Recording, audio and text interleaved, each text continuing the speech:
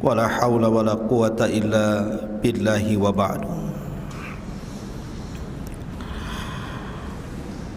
Alhamdulillah, pada malam hari ini Allah Subhanahu wa taala masih memberikan waktu kepada kita untuk talabul ilmi, dan malam ini tema yang kita akan sampaikan mengambil hikmah dan pelajaran dari kisah seorang Nabi yang paling sabar, sampai-sampai Nabi SAW berdoa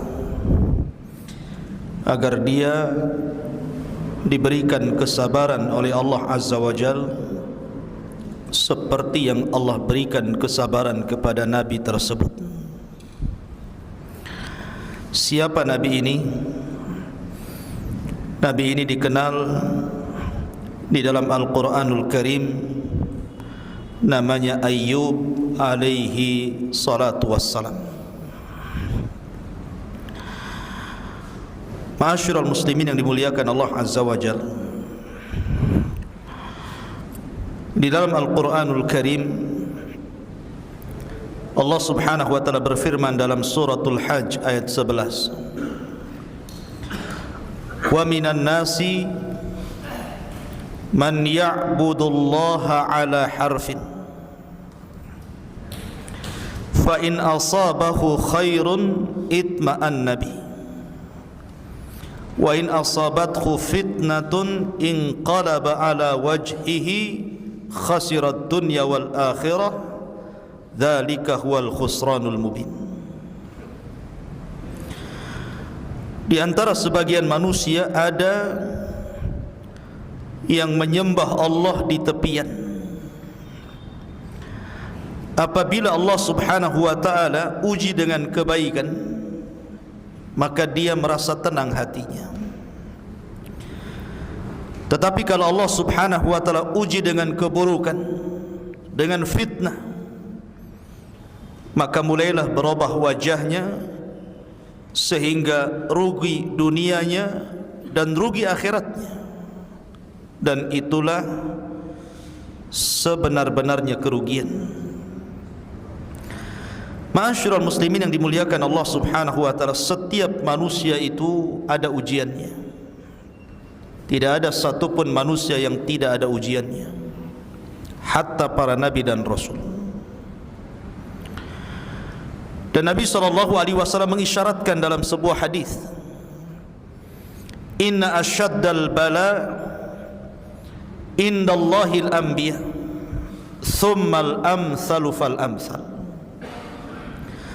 Sesungguhnya yang paling berat ujian yang Allah timpakan adalah ujian yang Allah timpakan kepada para nabi, baru kemudian di bawah nabi, baru kemudian di bawah nabi.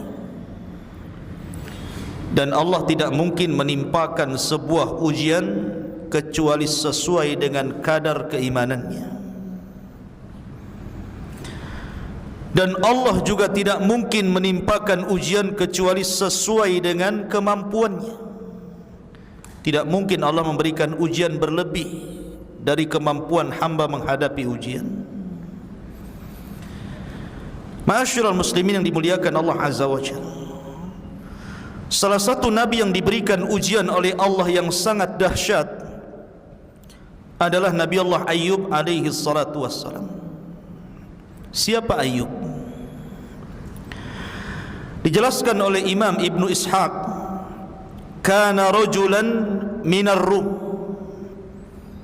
Nabi Ayyub adalah seorang laki-laki dari Romawi. Ada yang mengatakan sebagaimana dikisahkan oleh Al-Imam Ibnu Asakir, bahwa ibunya Ayyub itu adalah putri daripada Nabi Allah Lut, keponakan Ibrahim alaihi salatu wassalam. Dan ayahnya adalah orang yang sezaman dengan Ibrahim, beriman dengan Ibrahim alaihi salatu wassalam ketika Ibrahim dilempar ke dalam api dalam kisah yang sudah saya kisahkan kemarin, Ashabul Ukhdud. Tetapi yang masyhur bahwa Ayub itu adalah keturunan Ibrahim. Tidak banyak dalam Al-Quranul Karim tentang kisah Nabi Ayub, hanya disebutkan dalam beberapa ayat. Begitu juga dalam hadis-hadis Rasulullah tidak banyak. Yang sahih itu cuma 2, lebihnya dhaif. Sehingga tidak banyak dikisahkan seperti kisah Nabi Allah Musa, Ibrahim dan yang lainnya. Karena dalam Al-Quran sendiri, dari 25 Nabi dan Rasul itu, yang sangat detail itu cuma sedikit. Seperti kisah Musa, Ibrahim cukup detail. Ada juga kisah itu yang hanya diisyaratkan secara global, tapi ada yang tidak dikisahkan seperti Yasa, Zulkifli. Nah, Zulkifli ini salah satu anak Nabi Ayub, nanti saya ceritakan di akhir cerita. Ya.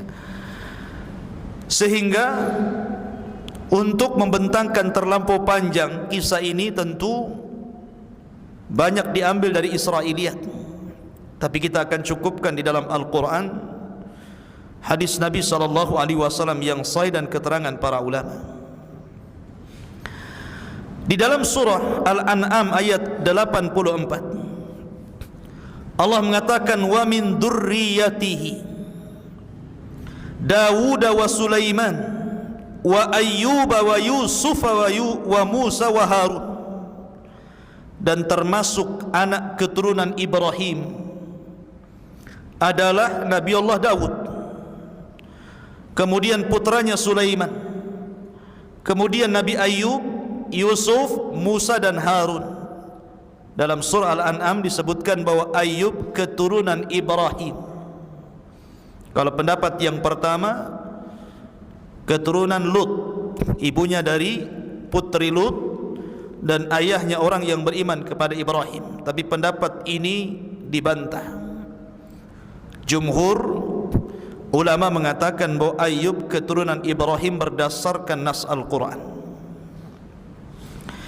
Ma'asyiral muslimin yang dimuliakan Allah Azza wa Jalla, di dalam Al-Quran nama Ayub itu salah satu nama yang dicantumkan secara nama dari 25 Nabi dan Rasul.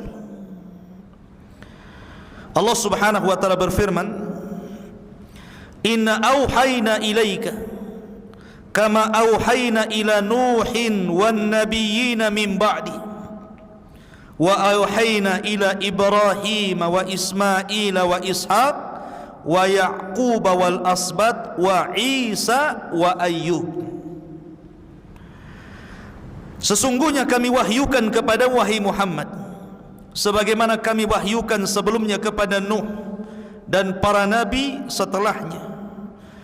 Kemudian kami wahyukan kepada Ibrahim, kepada Ismail, kepada Ishak, kepada Ya'qub dan Asbat, dan juga Isa dan Ayyub. Sini Allah Subhanahu wa ta'ala menyebut kata Ayyub. Ayyub ini memiliki istri yang subhanallah sangat sabar. Ada yang mengatakan namanya adalah Liyah ibn Ya'qub. Apakah Ya'qub putra Ishak? Wallahu a'lam.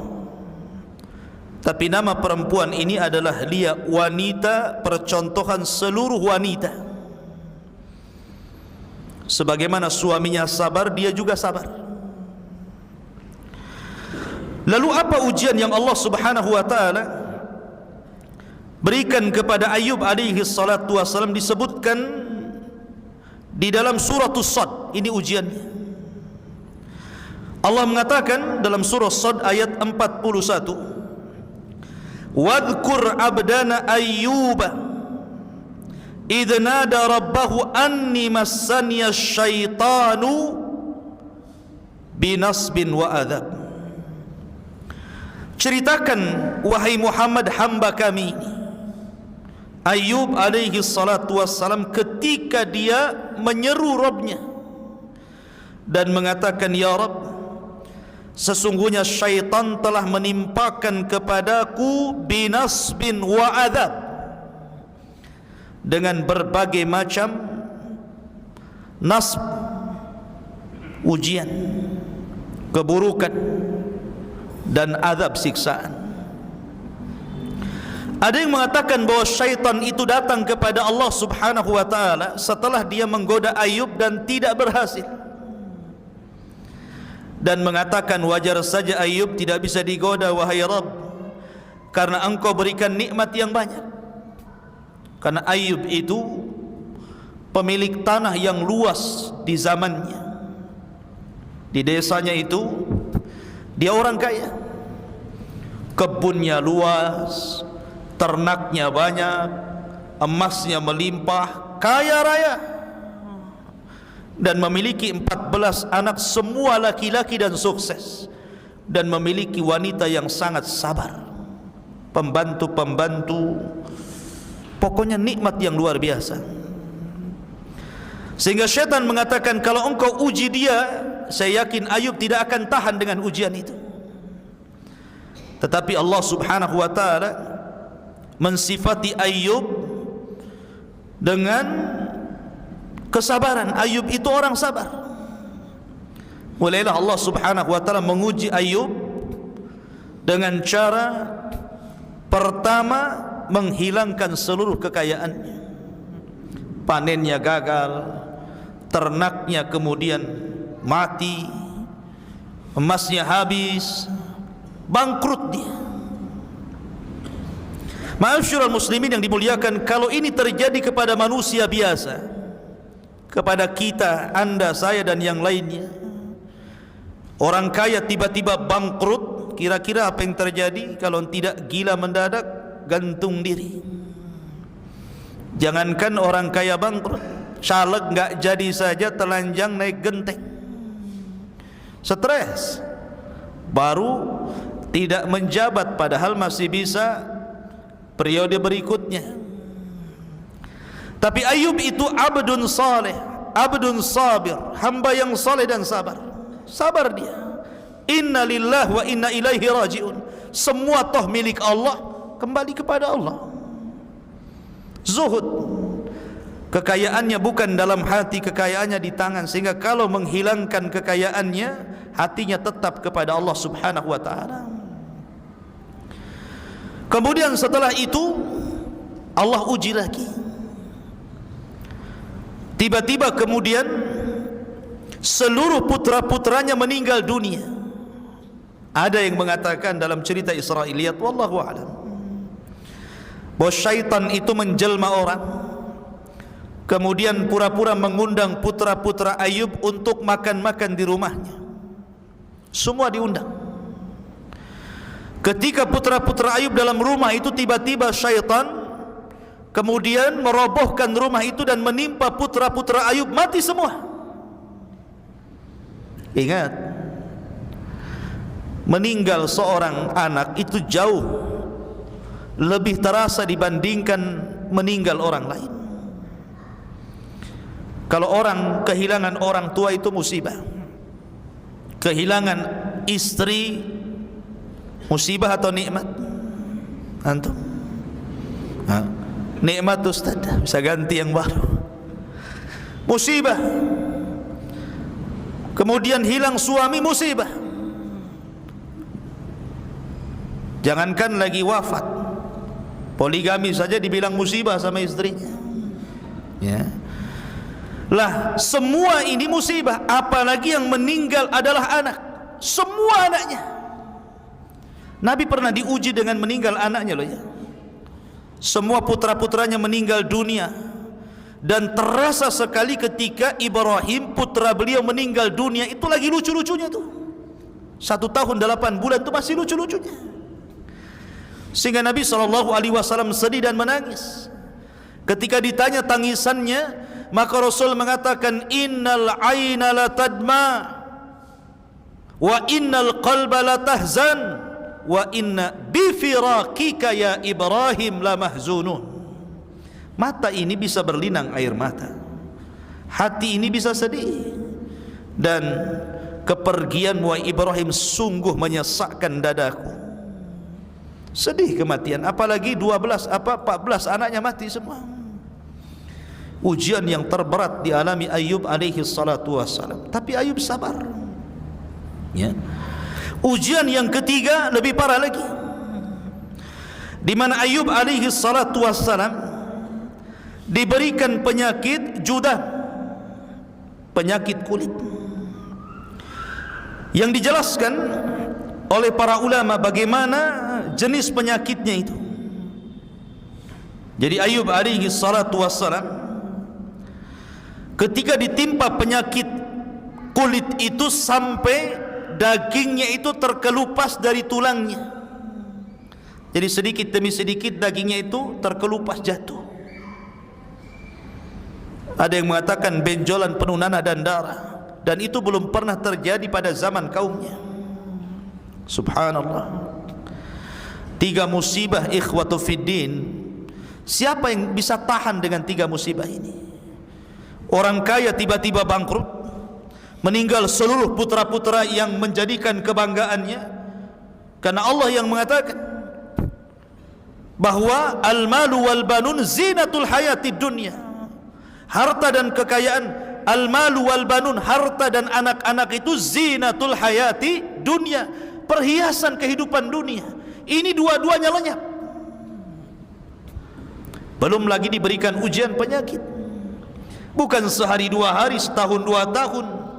Kata Ibnu Katsir, 18 sanah, 18 tahun lamanya diuji seperti itu. Belum dari 3 ujian ini, beruntun ujian-ujian yang lainnya.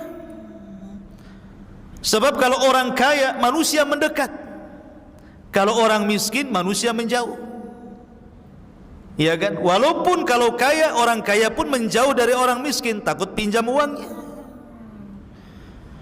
Kalau kaya, banyak kawannya. Kalau sudah miskin, dijauhi. Kemudian diuji dengan putra-putranya yang meninggal dunia. Bisa putus asa karena merasa bahwa tidak ada lagi keturunan yang akan meneruskan kehidupannya. Betapa banyak orang yang tidak punya anak berobat ke sana kemari, jual sawah, menghabiskan ATM dan begitu seterusnya, hanya ingin punya anak. Tapi ketika Allah uji anak itu, Allah wafatkan, gimana tidak sedih? Belum lagi penyakit.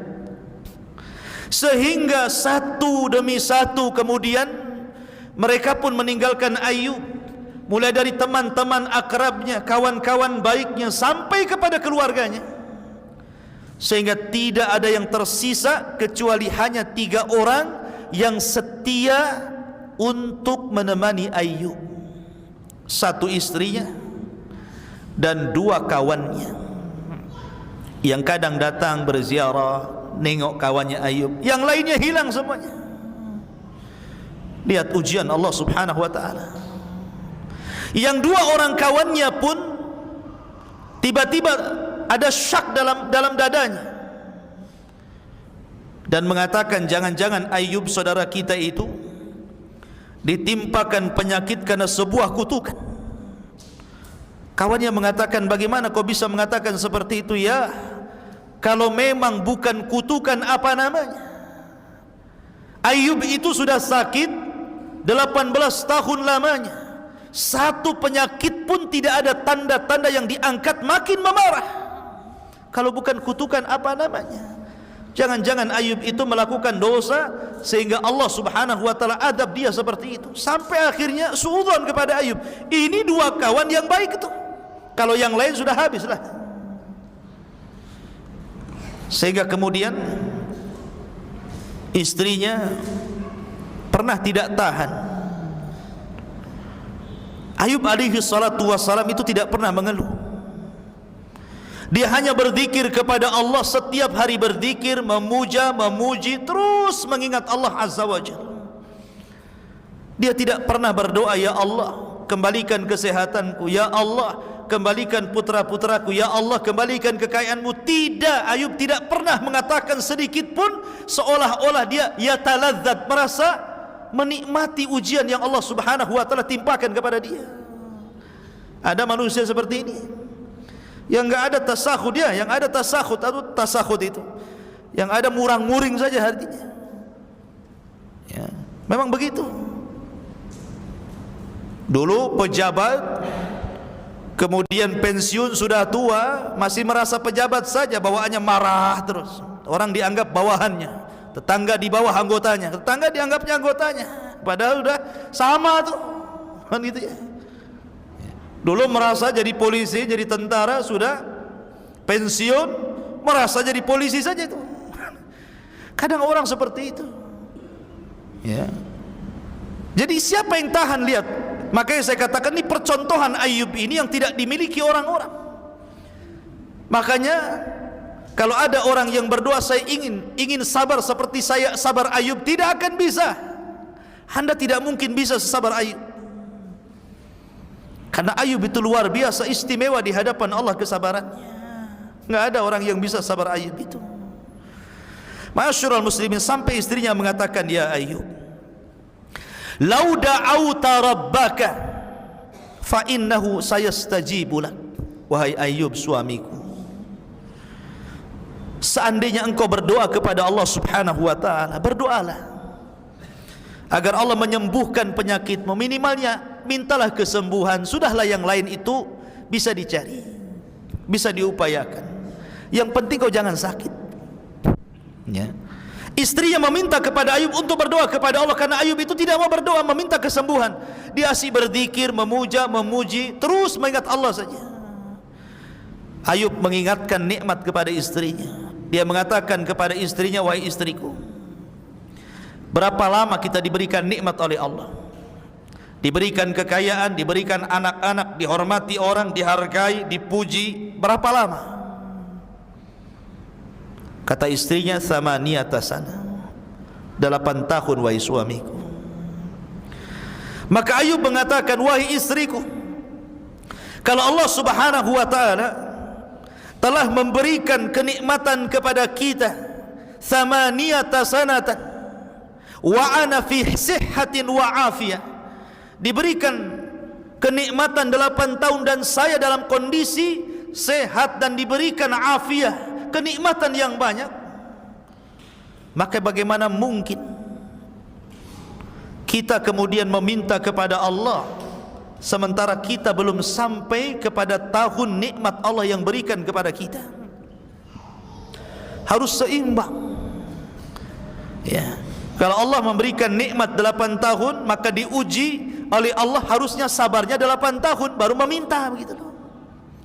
Ini enggak, diberikan nikmat banyak, kita ini kadang-kadang, ya, subhanallah, sampai dimudahkan urusannya, sekali diuji oleh Allah langsung kemudian dia terkapar.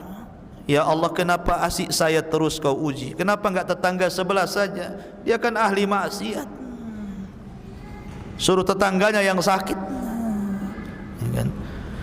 Tetapi Ayub alaihi salatu wassalam mengingatkan kepada istrinya, jangan, tidak sebanding nikmat dengan bala yang Allah timpakan kepada kita ini. Coba, siapa yang bisa mengucapkan kalimat itu? Tidak bisa. Tidak bisa, karena yang bisa mengucapkan kalimat ini hanya orang-orang yang sabar. Dari situlah wajar kalau Allah mengatakan, innama yuwaffas sabiruna ajrahum bi ghairi hisab. Allah akan berikan pahala bagi orang-orang yang sabar itu tanpa batas. Bahkan di zaman Rasul ada wanita yang suka kena penyakit ayan. Kalau datang penyakitnya, dia suka buka-buka baju dan nampak auratnya. Datanglah dia kepada Rasulullah, ya Rasulullah, saya ini terkena penyakit, dan kalau datang penyakit itu terbuka auratku. Fad'ullaha li, berdoalah kepada Allah untukku supaya Allah sembuhkan Rasul.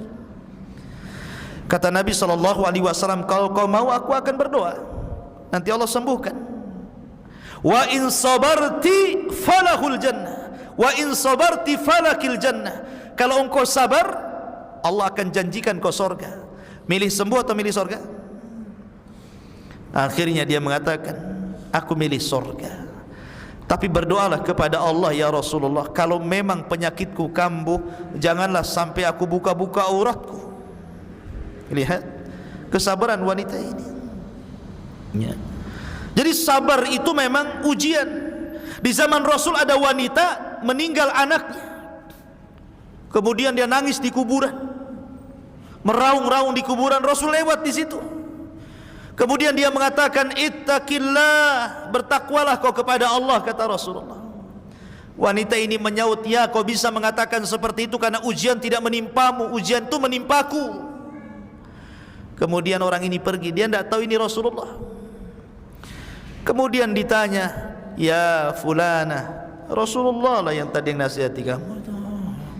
Akhirnya dia kaget, dikejarnya Rasul sampai ke rumahnya. Rupanya tidak ada bawabah. Rumahnya Rasul itu tidak ada security, apalagi gerbang, apalagi dikasih anjing galak, tidak. Rasulullah itu rumahnya blong, semua orang bisa masuk, padahal orang nomor 1 tuh. Sekarang baru sekelas RT saja ada satpamnya ya. Nabi SAW terbuka rumahnya, datang wanita itu minta maaf. Maka Rasul menasihati, inna sabra fi sadmatil ula, kata Rasulullah. Sabar itu dianggap sabar itu pada pukulan pertama. Ketika hari ini kena musibah, hari ini kita sabar, itu namanya sabar. Kalau sudah 1 bulan bukan sabar, kadong namanya. Ya, sabar itu ketika kena musibah, di awal kali acap musibah itu datang, itulah sabar. Ya. Ma'asyiral muslimin yang dimuliakan Allah Azza wa Jalla, ketika Ibrahim alaihi salatu wassalam, Ayub alaihi salatu wassalam semakin memarah sakitnya, yang mencari nafkah siapa? Istrinya. Istrinya yang mencari nafkah ke sana kemari. Subhanallah. Kalau seandainya wanita sekarang memposisikan menjadi istrinya Ayub, pasti langsung datang ke pengadilan agama. Minta apa? Khulu, kan gitu ya. Karena wanita sekarang, maaf ibu ya, akalnya kurang. Ya, kalau suaminya lagi sehat, apalagi kerjanya bagus, ada istilah, ya, abang sayang kalau banyak uang, kan gitu. Abang ku tendang kalau habis uangnya, kan. Artinya bahwa posisi seorang wanita itu penting dalam rumah tangga. Jangan hanya ketika senang sehat suaminya, ketika susah justru disitulah pahala yang sesungguhnya. Itulah pahala yang sesungguhnya seorang istri ketika merawat suaminya. Kalau suami lagi sehat, apa yang dirawat? Tapi ketika suami sakit, itulah pintu sorga selebar-lebarnya di situ. Itulah baiti jannati, sorgaku adalah rumahku itu. Ini istrinya Ayub di percontohan. Dia yang cari nafkah karena memang Ayub terbaring tidak bisa apa-apa. Apalagi orang-orang menjauh melihat Ayub saja, orang menjauh takut. Bagaimana mau cari kerjaan? Kalaupun dia bisa, kemudian jalan gitu ya. Akhirnya istrinya pun menyembunyikan diri kalau dia istrinya Ayub, supaya orang tidak tahu. Kalau tahu, orang pun tidak mau menerima dia sebagai pekerja, takut tertular penyakitnya. Sampai seperti itu musibahnya ya. Dan para ulama mengatakan kalau istri yang seperti ini dia dapat 2 pahala. Pertama, pahala bersedekah kepada suaminya. Yang kedua, pahala berbakti kepada suaminya. Tapi di zaman sekarang tidak, suaminya sehat, istrinya tetap kerja. Betul kan? Istrinya kerja, suaminya sehat, padahal dibalik kata suaminya, kola yang kerja, biar aku yang masak, yang ngurus anak, yang ngepel, yang ini. Dunia terbalik. Ma'asyiral muslimin yang dimuliakan Allah Azza wa Jalla, suatu ketika sudah ketahuan bahwa dia istrinya Ayub, satu persatu orang itu tidak mau memakai dia sebagai pekerjanya. Sampai akhirnya apa yang harus dilakukan? Terpaksalah dia menjual rambutnya. Istrinya Ayub itu rambutnya panjang. Ayub itu kalau bangkit dari tidurnya terkadang memegang rambutnya supaya bisa bangkit. Tiba-tiba dijual, dan di zaman itu rambut itu sangat berharga. Di zaman itu Di zaman kita kecil-kecil saja kan begitu, rambut itu dijual kan, dijadikan gelung untuk pengantin, dirias gitu ya. Karena ada tuh orang-orang yang jual rambut itu. Nah di zaman itu rambut masih berharga untuk kecantikan wanita, walaupun dalam Islam dilarang. La'anallahu, Allah melaknat mutawassilah, orang-orang yang suka menyambung rambut, wanita-wanita yang suka menggelung, menyambung rambut asli dengan palsunya. Dilaknat wanita seperti itu. Itu di masa Rasulullah, ajaran Islam dilaknat, tidak boleh. Tapi tentu di zaman dulu kan banyak syariat yang berbeda dengan kita, maka dijual tuh rambutnya. Kemudian karena punya uang agak banyak, ini istri ini ingin membahagiakan hati Ayyub, dicarikan makanan kesukaan Ayyub yang paling lezat. Subhanallah, berbaktinya sama suami itu. Kemudian datanglah dengan makanan yang enak. Ayyub kaget dan curiga, dari mana dapat makanan itu? Dan Ayyub tidak mau menyentuh makanan itu. Min aina hadha ta'am, dari mana makanan ini? Saya tidak akan menyentuh makanan ini sampai kau betul-betul terus terang dan jujur, dari mana kau dapat makanan ini? Kalau kau tidak jujur, di sini Ayyub bersumpah, saya akan mencambuk kamu 100 kali kalau Allah takdirkan aku sembuh, katanya. Dia bernadar kepada Allah Azza wa Jalla mau menyambuk istrinya 100 kali. Akhirnya kemudian istrinya ngaku, dia buka jilbabnya sambil menangis, kemudian diperlihatkan rambutnya yang dipotong dan dijual. Maka Ayyub pun kemudian semakin sedih. Sedemikian besarnya pengorbanan istrinya hanya untuk menemani suami tercintanya Ayyub alaihi salatu wassalam. Mudah-mudahan istri antum seperti ini ya. Jangan baru sakit sehari dah minta cerai ya. Ma'asyiral muslimin yang dimuliakan Allah Azza wa Jalla.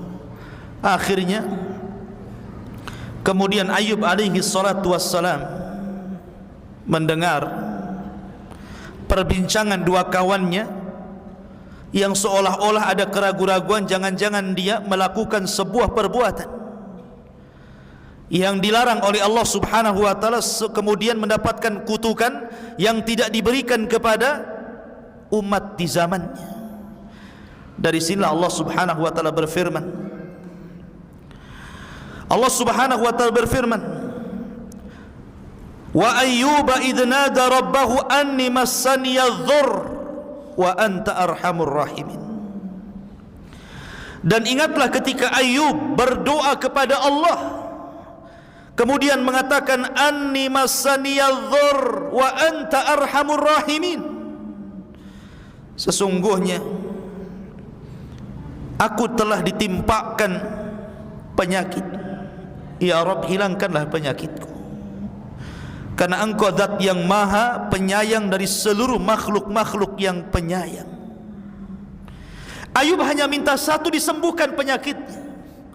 Ayyub tidak minta dikembalikan hartanya, tidak mengatakan ya Allah rizkikan lagi rizki yang banyak kepadaku, ya Allah karuniakan anak-anak yang banyak lagi kepadaku. Tidak, Ayyub tidak itu. Ayyub hanya minta kesehatan. Ayyub hanya minta itu saja. Sebagaimana ayat yang tadi saya baca, wadhkur abdana Ayyub idh nada rabbahu anni massaniya syaitan bi nasbin wa adab. Dan ingatlah ketika Ayyub kemudian berdoa kepada Rabbnya, sesungguhnya syaitan telah menimpakan kepadaku dengan berbagai macam bencana dan siksa. Maka kemudian setelah 18 tahun lamanya, Ayyub hanya memuji Allah, berdoa, berzikir, mengingat Allah. Dia tidak minta kesembuhan, dia tetap sabar. Akhirnya dia berdoa kepada Allah setelah 18 tahun lamanya, minta kesembuhan. Maka Allah pun mengatakan fastajabna lahu fakashafna ma bihi min durrin. Maka kami ijabah doanya Ayyub dan kami pun angkat seluruh penyakitnya. Bagaimana caranya? Allah berfirman, uduk urkud birijlika hadha mughtasalun baridun syarabun. Ya Ayyub, hentakkan kakimu, nanti akan muncul air dari bumi. Air itu dingin, gunakanlah untuk mandi dan minumlah dari air itu. Maka Ayyub pun kemudian menghentakkan kakinya sesuai dengan perintah Allah, keluar air. Ketika itu kebiasaan istrinya mengantar Ayyub ke kamar mandi. Kalau sudah selesai, maka istrinya datang kemudian memapahnya lagi kembali ke tempat pembaringannya. Ketika itu istrinya lupa, sudah mengantar kemudian dia pergi sehingga dia lupa. Harusnya ini sudah waktunya Ayyub selesai dan diantar lagi. Rupanya Ayyub diperintahkan Allah untuk menghentakkan kakinya, keluar air dari tanah. Kemudian Ayyub pun mandi dari situ. Ketika dia mandi, seluruh penyakitnya hilang. Subhanallah, biiznillah, dengan izin Allah subhanahu wa ta'ala, penyakitnya hilang. Itu penyakit badan itu. Kemudian dia meminum air itu, maka seluruh penyakit dalamnya juga hilang. Penyakit dohirnya hilang, penyakit batinnya juga hilang. Subhanallah, kuasa Allah subhanahu wa ta'ala. Dan Allah subhanahu wa ta'ala memberikan kepada Ayyub badan yang sangat-sangat tampan, dikembalikan sebagaimana ketika Allah belum memberikan ujian kepadanya. Balik lagi muda, balik lagi sehat, balik lagi kekar. Sehingga istrinya datang, lupa dia mau jemput suaminya. Rupanya dia berpapasan dengan anak muda dan mengatakan, rahimakallah, semoga Allah merahmati kamu. Tidakkah kau melihat suamiku Nabiullah al-Mubtala, seorang nabi yang Allah uji? Wallahi, demi Allah, aku tidak melihat dirimu kecuali kau persis dengan suamiku dulu di waktu muda. Subhanallah gitu. Katanya Ayyub senyum saja Ayyub, ya. Dia mengatakan, fa ana Ayyub, saya ini Ayyub. Subhanallah, tanya dia Ayyub. Di sini Allah subhanahu wa ta'ala mengatakan, wa wahabna lahu ahlahu wa mislahu ma'ahu rahmatan minna wa dzikra liulil albab. Maka kami kemudian berikan lagi keluarganya dan yang semisal mereka sebagai rahmat dari kami dan untuk diingat bagi orang-orang yang punya akal. Dalam ayat yang lain, wa atainahu ahlahu wa mislahum ma'ahum rahmatan min indina wa dzikra lil abidin. Dan kami datangkan kembali keluarganya dan yang semisal mereka bersama mereka sebagai rahmat dari sisi kami dan untuk sebagai peringatan bagi hamba-hamba yang senantiasa beribadah kepada Allah subhanahu wa ta'ala. Ma'asyiral muslimin yang dimuliakan Allah azza wa jalla, ada beberapa penafsiran bahwa ketika Allah subhanahu wa ta'ala mengembalikan putra-putranya, ada yang mengatakan ahyahumullahu bi'a'yanihim, artinya Allah hidupkan kembali yang sudah mati itu hidup lagi. Itu satu penafsiran. Penafsiran yang kedua, artinya ajarahu fi man salafa wa awadahu anhum fid dunya badalahum, artinya Allah memberikan balasan dan ganjaran yang besar terhadap kesabaran Ayyub yang di waktu diberikan musibah dia tetap bersabar. Karena kesabarannya itu akhirnya Allah ganti lagi, Allah lahirkan dari dia putra-putranya 2 kali lipat daripada anak yang meninggal. Yang tadinya 14, ya 2 kali lipat putranya, banyak lagi ya. Hartanya 2 kali lipat lagi. Subhanallah. Inilah kesabaran. Makanya kenapa Rasul mengatakan ajaban li amril mu'min, in asabat khusarra syakara fakanat khairan lahu, wa in asabat khudharra sabara fakanat khairan lahu, wa kana dzalika illa li mu'min. Sungguh heran perkaranya seorang mukmin itu. Kalau ditimpa kebaikan syukur dia, kalau ditimpa musibah sabar dia, dan itu baik dua-duanya. Mau musibah, mau kenikmatan, baik bagi seorang mukmin itu.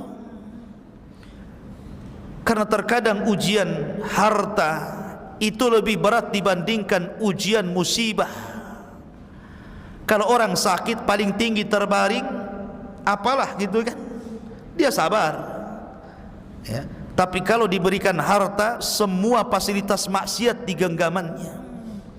Mau apa dia? Mau minum khamar tinggal beli, mukul orang bayar preman, bunuh orang bayar tukang sihir, apalagi ya kan? Ujian orang yang punya harta itu berbeda dengan ujian orang fakir, orang-orang yang miskin. Terkadang ujian harta itu lebih berat dibandingkan ujian kemiskinan. Makanya kenapa Syekhul Islam Muhammad bin Abdul Wahab dalam kitabnya Qawaidul Arba, di muqaddimah kitabnya dia mengatakan bahwa 3 kunci kebahagiaan itu 3. Apabila ditimpa musibah dia sabar, apabila diberikan nikmat dia syukur, apabila dia berbuat dosa dia segera istighfar. Itulah kunci kebahagiaan.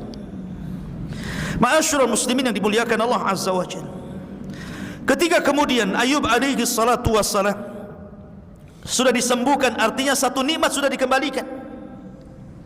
Satu nikmat dikembalikan, karena nikmat sehat itu nikmat yang sangat agung, ikhwan. Terkadang orang menyanyiakan nikmat sehat baru terasa kalau dia sakit, baru terasa kalau mulailah kolesterol tinggi, asam urat tinggi, darah tinggi, mulailah dia terasa gitu kan. Kenapa waktu sehat tidak digunakan sebaik mungkin?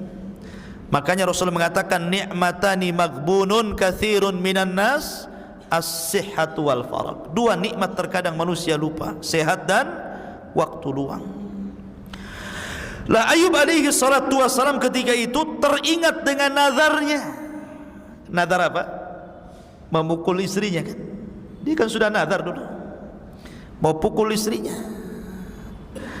Maka Allah Subhanahu wa taala menurunkan Al-Qur'an kepada Nabi sallallahu alaihi wasallam menghabarkan bagaimana Ayub kemudian melaksanakan nazarnya. Apa kata Allah? Wa khudh biyadika dhigsan fadrib bihi wa la tahnath inna wajadnahu sabiran ni'mal abdu innahu awwab.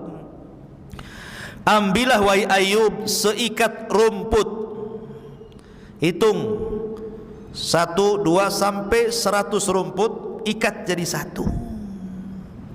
Pukullah istrimu dengan ikatan rumput itu sekali saja, itu sama dengan 100 kali cambuk. Kenapa Allah Subhanahu wa ta'ala memerintahkan seperti itu dan memberikan rahmatnya kepada istrinya Ayub, Lia ibn Ya'qub ini? Karena kebaikannya, kebaikan istri kepada suami ini luar biasa ya kan? Makanya kemudian Allah mengatakan sudah, wala tahnas, kamu tidak boleh mengingkari nazarmu, sumpahmu harus tetap dilaksanakan. Lalu bagaimana caranya? Ambil 1 ikat rumput, hitung sampai 100, pukulkan 1 kali, itu sudah cukup.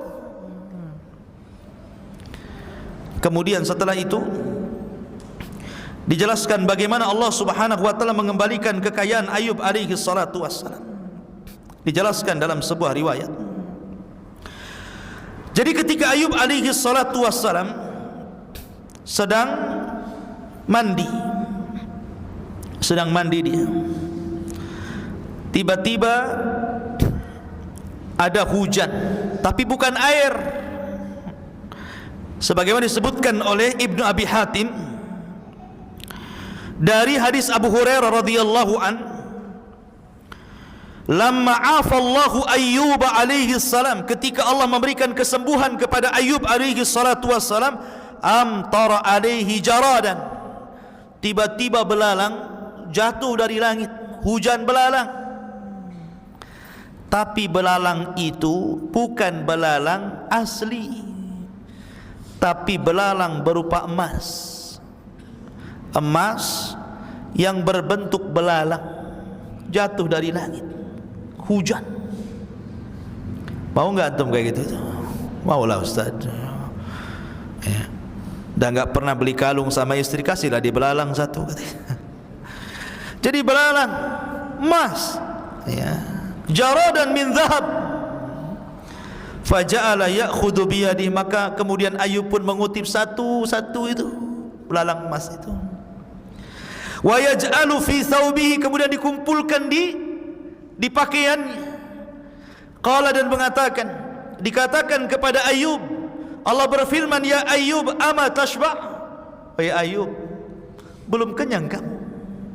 Sudah kau sembuhkan, masih juga kau mau mengambil belalang-belalang emas itu? Maka Ayub mengatakan, ya Rabb, wa man yashba' min rahmatika. Ya Rabb, siapa yang kenyang dari rahmat-Mu? Saya tidak pernah kenyang untuk mendapatkan belas kasih sayang, kasih sayang-Mu.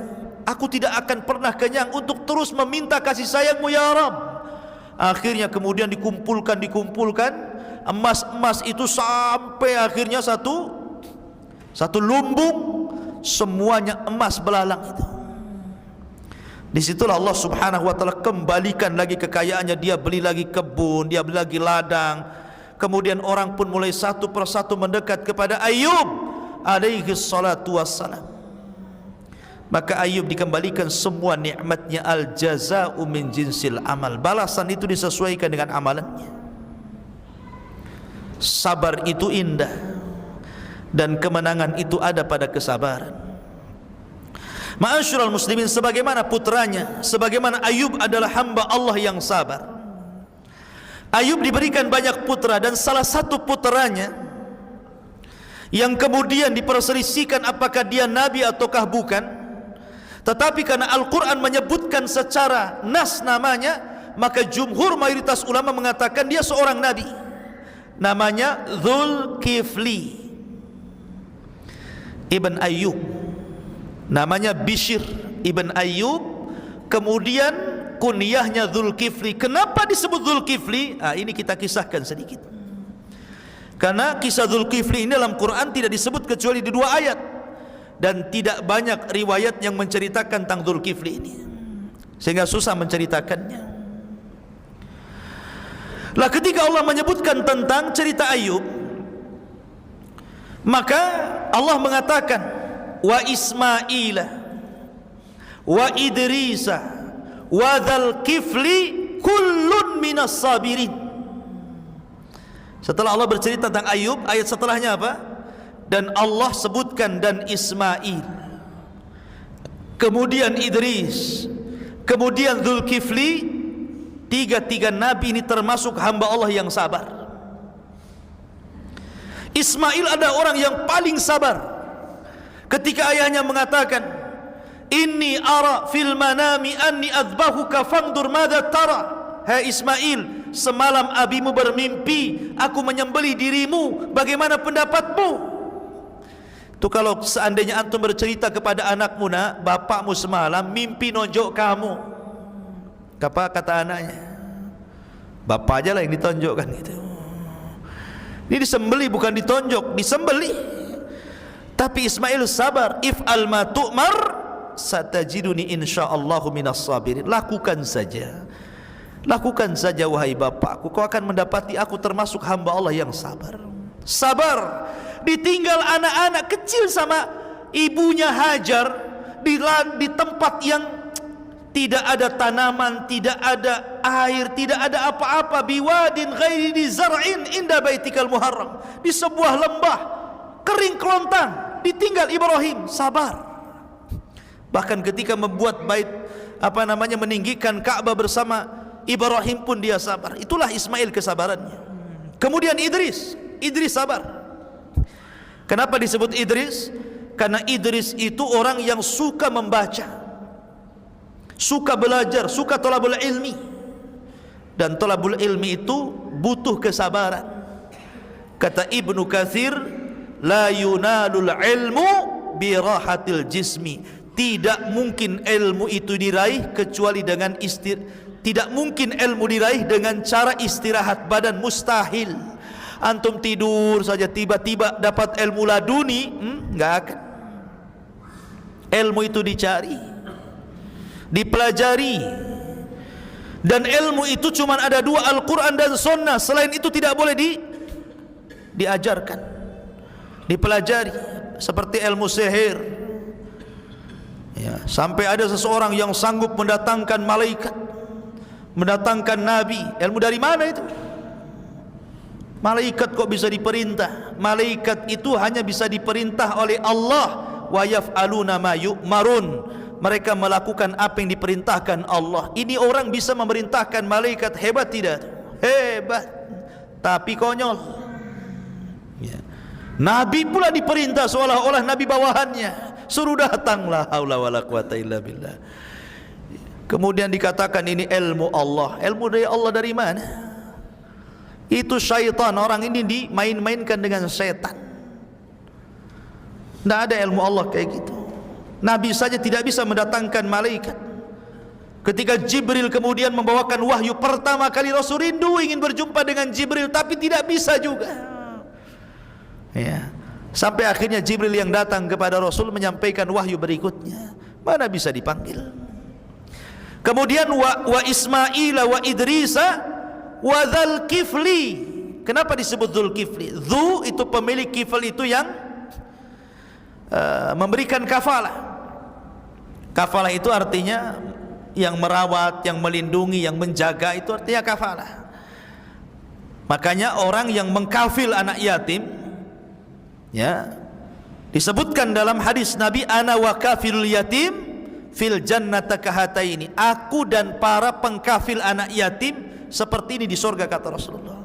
Jadi Dzul Kifli itu orang yang mengkafil, yang melindungi. Ada 3 riwayat kenapa disebut Dzul Kifli. Namanya Bishr ibn Ayyub, tapi kemudian disebut Dzul Kifli. Yang pertama, ada yang mengatakan dahulu ada raja zalim di zamannya. 400 nabi ditangkap, 300-nya dibunuh, 100-nya lari. Zalim nih raja ini, satu hari membunuh 300 nabi. Makanya Allah Subhanahu wa taala menyebutkan tentang Bani Israel, wa yaqtulunal anbiya'a bighairil haqq. Mereka suka membunuh para nabi itu. Satu hari 300 para nabi dibantai, 100 lari. Kemudian berlindung kepada Bishr ibn Ayyub. Karena berlindung kemudian dialah yang ngasih tempat, ngasih makan, ngasih perlindungan, maka orang-orang menyebutnya Dzul Kifli. Ini satu riwayat. Ya.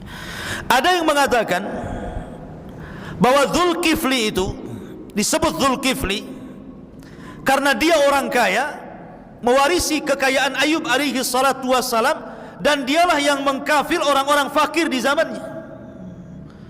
Jadi ada orang kafir, dirawatnya, dikasih makan di sini di situ. Akhirnya ketika meninggal, orang-orang pun menyebutnya Dzul Kifli. Tapi riwayat yang paling sahih wallahu alam, yang terakhir, bahwa ketika itu masyarakat di zamannya hendak memilih seorang raja, tapi harus memiliki 3 sifat. Satu, dia harus suka puasa, puasa terus. Yang kedua, dia harus tukang sholat malam terus. Kemudian yang ketiga, dia harus bisa memutuskan setiap perkara manusia dan tidak boleh marah. Gak boleh marah. Seumur hidupnya tidak boleh marah.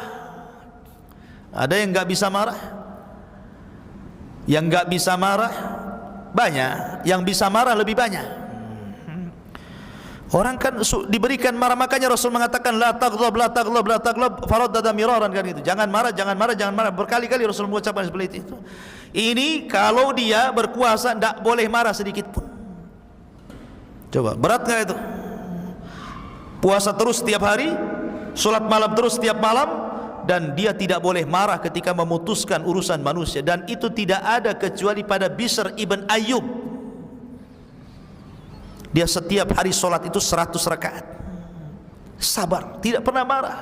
Maka orang-orang menyebutnya dengan Dzulkifli, karena sabar. Ya kan, dia mengkafil solatnya. Ini perlu sabar orang seperti ini kan. Puasa terus sabar, solat malam terus sabar, menghadapi orang itu sabar. Maka orang menyebutnya Dzulkifli. Dan wajar Dzulkifli itu penyabar karena apa? Warisan daripada ayahnya. Mangga jatuh itu tidak jauh dari pohonnya kan. Sama durian jatuh tidak mungkin jatuh di bawah pohon mangga kecuali di bawah orang. Artinya bahwa kesabaran ini melahirkan kesabaran dan kesabaran. Begitulah kisah Nabi Ayyub alaihi salatu wassalam. Sudah pas jam 9. Taib, kita ada tanya jawab, silakan.